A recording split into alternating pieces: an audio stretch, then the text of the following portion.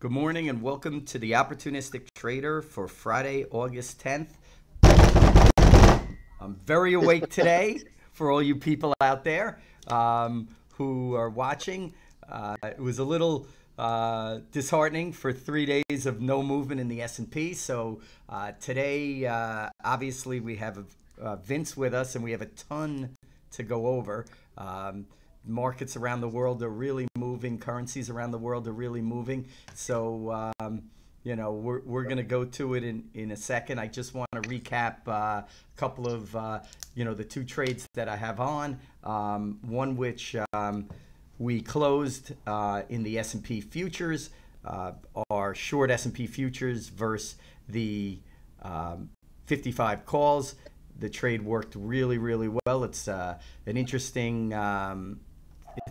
thing which has worked for me as a trader for years, is utilizing the hedge to protect the upside and then having the ability to have a 15-20 handle S&P move and capitalize on that and lose a couple of bucks on the option. So that worked well. In the oil, we are long crude, but yesterday on the close we wrote the 67 calls at 25 cents twice to the one long. So we start getting short the position at 67 and a quarter, but we're protected up to 67 and a half, and at 67 and a half, if it gets there, we'll reassess our position. Those are the two positions today. There's a lot to go over in all markets around the world. So what I'm going to do is I'm going to throw it off to Vince to go over the markets, and then we'll discuss, because there's major issues in currency markets around the world, and European banks, etc. So it's up for you, Vince. You're up. Pleasure. Thank you. Good morning. All right. Geographically and then by market. Asia is having, Asian markets are lower on the equity side. Volatility is basically destroying investor confidence out there. The yuan is weaker. The topics was lower. Into Europe, you have three things affecting Europe now. Europe stocks are are underwater this morning. You've got three things hitting Europe now. Number one, in no particular order, you have call it Asian contagion if you want. Number two, you have the Italian banks weighing on them, as Larry alluded to. And number three, the problem in Turkey is no longer just Turkey. Geographically, Turkey is close to Europe, so it's spreading that way in terms of investor confidence. The Turkish problem is increasing. When you go to the U.S., I think for the first time, we're seeing U.S. stocks perhaps reacting to the global problems. And the ES is a little bit underwater as a result of that. It could also be for domestic reasons. It's not for me to know the answer to that. Markets, equities, as I alluded to, are lower across the board. In the FX markets, emerging markets are down again. The ruble is especially feeling pressure. We're in day 2 of sanctions by the U.S. against them. That's starting to hurt. In oil, a hat tip to Tracy yesterday, who said, as I was looking at my own system, said, we have another dip. I was saying, I think the market's going to move soon. And she said, well, we have another dip. And then she immediately said, it's a dip, not necessarily, a dip to sell. And lo and behold, we had a dip and then a trigger on a higher, and that's a good thing for our traders. Oil, another comment about oil is China removed oil from its list of markets or products, U.S. products it will not deal with. That's a comment on the growing influence the U.S. has on oil pricing as a supplier to the world. The oil market movement, I'll leave to Larry. In metals today, everything started out weaker. Gold has turned positive, I guess possibly part of a risk-off sympathy. Greg has been, Greg on the FX side, has his eye on gold. I want to make a comment and draw professional traders as well as our clients to the silver market. If you look at the silver, if you're a technical person and you're looking at the silver daily chart, There are long wicks above, which means you have selling above that goes to market when touched, implies that. And you have a flat bottom just under 1530 with very little wick. That confirms what I've been told. There is a buyer in the silver market right below 1530 in the 1530s. Point being, if we break below that buying or that buying gets filled, we will wash out. Other point being is if that buying is not filled, those wicks will disappear. I don't, that basically says I have no opinion on the market, but it does say below those flat bottoms, you should have an eye on silver. You could be long below those flat bottoms, or you can be short, but I don't advise being short going into a number right now. It is Friday. CPI is out today. The number on CPI that we are looking at is, hold on. We are looking at, I have the data here. Okay. We are looking at CPI to be in the 2.9% for July at 8:30 a.m. Core inflation should likely repeat June's 2.3% reading, data from Bloomberg. Quoting Bloomberg here, the Fed will keep an eye on the data, but its preferred inflation gauge, the PCA deflator, has been holding nearly 1.9% recently. There you have it. Yesterday, Evans, Fed member Evans spoke, sounded more hawkish than usual. That also could be having an effect on the market. There is a lot to talk about. We'll put it this way. There may not be much to talk about that's different than previous days, but we are, as traders, feeling like we are at an inflection point and something's going to happen. U.S. bond market is stable. Larry, I believe, has been hinting that he is bearish. I am on the other side of that now, bullish, but although I cannot quantify it, I think that flight to safety will come into play. My opinions aside, stocks are lower across the board, including the U.S. for a change. Emerging markets are lower. Metals are lower with gold turning positive, and oil is bouncing off the lows and looking decent. I think I should go back to Larry to get some better analysis on what we're doing today. What are we doing today? We are going to be very, very active here. I just want to go back to the bond market. You had mentioned the bond market. I'm leaning bearish. I have not entered the market. My call still would be the same. There's no trade here for me until we get above 3. Obviously, with the risk-off scenario across the world and global markets getting hit significantly harder than the S&P on a percentage basis, people have been running into bonds. They're up almost a point today to gain safety in the 10-year, which was flirting with 3, is at 290. So it's really not even in a range to trade, but the trade might accelerate a little bit to the upside as markets get weak. What I wanted to point to your point, bond volatility is nowhere, and so like you said, it's nothing to do until there's something to do. What I wanted to point out, some stuff that we look at interweek. The Nasdaq actually put together during this week 8-day winning streak, which it hasn't done in a very, very long time. Ironically enough, markets are flirting with negative on the week, with the Dow pretty much being down at this level. S&P is up a couple of handles, and Nasdaq is up slightly. So today is an interesting day. We've had 6 straight up weeks. We're thinking we're definitely overbought in here, just because the number of days and weeks up without a pullback. So we're gonna look to probably sell rallies, obviously be flexible.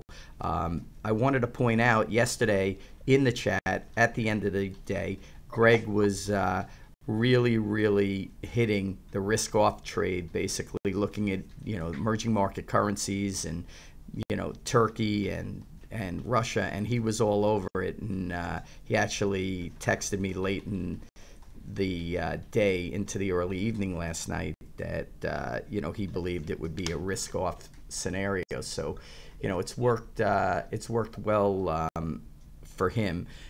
Interestingly enough, talking about oil, oil last night went down about 60, 70 cents off of the S&P down trade, and then this morning it's been offerless, since I woke up at about 6 a.m. So keep an eye on that. Looking at the currency markets, the dollar is just flying. The euro is at multi-month lows, looking like it probably could go lower in here. It's in the 114.5 range. Keep an eye on that. But the S&P to me will be the good trade. You could probably sell rallies in here, but I would keep an eye on the currencies overnight. The Turkish currency moved 13%, which is a monster move, and the Russian ruble moved at least 5% overnight. So, that's really the focus. And the DAX is down 215 points on a percentage basis is very, very large relative to our moves. So we're not even down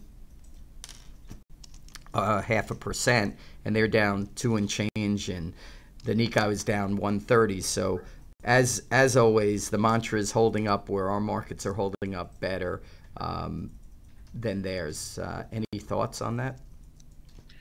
On my end, well, right now, Erdogan speaking, and he is attempting to dissuade or allay fears that his problem is anything more than a local problem. Meanwhile, you're saying the DAX is down, infinity, to exaggerate.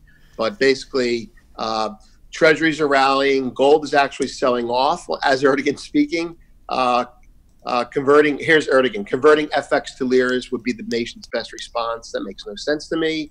Erdogan, one nation, one flag, one land, one state. Basically, he's saying it's a national local struggle. It's his nation's response to those waging an economic war against us. Markets are not reacting positively to that. It's even more risk off. And I'm sure the DAX is not happy the way he's talking. Basically, he's isolating himself more. But the markets are saying the problem is spreading. So right now we're talking while Erdogan is talking, and that video is moving the markets as we speak. Markets on the U.S. end have been firming into this. Right. Well, what do you see the Treasuries doing right now? Treasuries came in a couple of ticks, nothing very much, and overall, the market has firmed. It was actually at the beginning of him speaking on the lows at 28.37 and change, and now we've rallied about 4 or 5 handles. It's pretty much noise. DAX has come off the low, so we're seeing a little bit of a bounce in in those markets. So we'll keep an eye on that. Little panic trade. Gold went from negative to positive while Erdogan was speaking, and now is trying to make up its mind. Might be a buy going into, or put it this way, the dollar might be a sale, or maybe there's a little relief coming in. CPI may not be the only thing that happens today. You may get some speakers coming out there to jawbone the markets, but the thing that's most stable is oil. That's I think that's interesting. Cryptos are down again. Bitcoin's down 2%. As there's a lot of millionaires being unmade. There's a whole generation of gold bugs out there, and they're called Bitcoin bugs. Not to knock it, it's definitely something to trade. But when your cousin's at the table across from you, and he's a drywall hanger, and he says, "I'm thinking about getting into Bitcoin. I hear they're making a future out of it." You want to be careful. Well, basically. I think the Bitcoin's at an interesting level. It's about 6,300-ish, and it's kind of near the lows of the entire move. If we get into the middle 5,000s, I think you could really get some hammering. But what's interesting about it is these altcoins are, 70 of them have disappeared in a month, and Right. and most of them are down 70% plus. I don't know who could sustain a move like that. I mean, that's like three crashes of 1987. So Exactly. Well, as an industry, there were like 50 car makers when it started, and then there went down to 4. Just a light comment. I think if we were just to change the name Bitcoin on the ticker to oil, we would be trading it more because it moves for day traders very well. I mean, look at it. I mean, it's just something to trade, not necessarily something to own or not own. But no, it's a good trader for sure. Just the liquidity issues are not great, and a lot of stuff happens in the cash market here, and people are taking down size. Like there's a firm out there called Cumberland, and Right. it's owned by Don Wilson, and these guys are just cornering the market on trading. So all of the stuff, rather than it go through exchange, is going through separate dealers. So that's a lot of the issue here. But it'll parse itself out, and it should be Bitcoin will be here. I don't know about any other coin, but it should be here at some level. I'm not saying it's not going to go back to a very low price, but for whatever reason, it'll be a trading vehicle. I don't Agreed. think it'll ever just be a that currency. we have expertise in markets, and I think traders that are a little bit older, speaking for myself, tend to focus on what they know or what they're familiar with in terms of precious metals and energy. But the reality is, trade what's moving, and certainly we have plenty of intelligent information on the chat on the cryptos, especially Bitcoin coming out now, and I'm going to be more active as well. Great. I'll go over our guests. We have a great schedule of information and webinars today. At 9 o'clock, Joe Vaklovic is coming on to go over the grain numbers that are coming out. At 10:30, I have the pleasure to introduce the community to Rajan Chopra, who is our trading life coach / advisor to our membership. He will go over basically the mental aspect of trading. He has been in the community trading for many years at all of the large banks. He's traded very large size over his career. I'm very excited to hear his thoughts. And then at 12 o'clock, we get our second round of the week of Mark Fisher, which is always insightful, probably one of the best traders that I know in the business. So it'll be nice to hear from him. And then at 2 o'clock, Joe will come back on to go over everything that happened in grains for the week and for the day. So that is our schedule today, as well as I'll be on multiple times with updates depending on how busy we are. And obviously, we can always see everybody. We will all be in the chat community providing information, trading thoughts, and education to the marketplace. So I think that's the setup for today. And I'm happy that you joined us once again. Thank you. I will be in and out today, but I will have an eye on silver, and I will have an eye on gold, and I will be ignoring copper, because to make money in copper and then to go back to it is asking for trouble. That's basically it for me. Okay, great. So we'll chat later, and good luck to everyone trading.